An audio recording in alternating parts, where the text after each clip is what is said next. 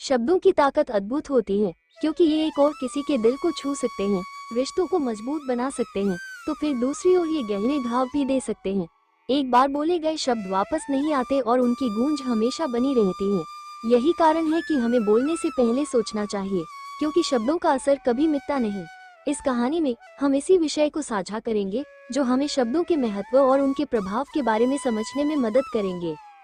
एक गांव में एक बूढ़ा किसान रहता था, जिसका एक बेटा था जो बहुत ही गुस्सैल और बदतमीज था।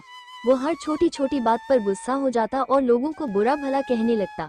उसके इस व्यवहार से गांव वाले भी परेशान थे, लेकिन कोई कुछ कहने का साहस नहीं करता था।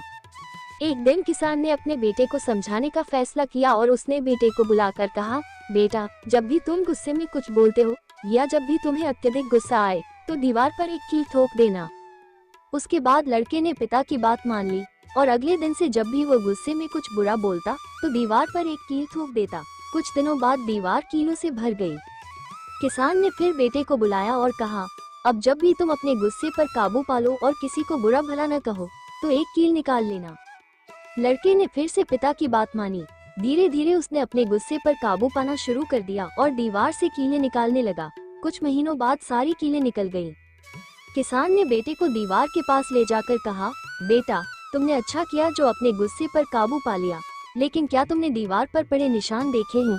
ये निशान कभी नहीं मिटेंगे। ठीक इसी तरह जब तुम गुस्से में कुछ बोलते हो तो वो शब्द सामने वाले के दिल में ऐसे ही निशान छोड़ जाते हैं जो कभी नहीं मिटते।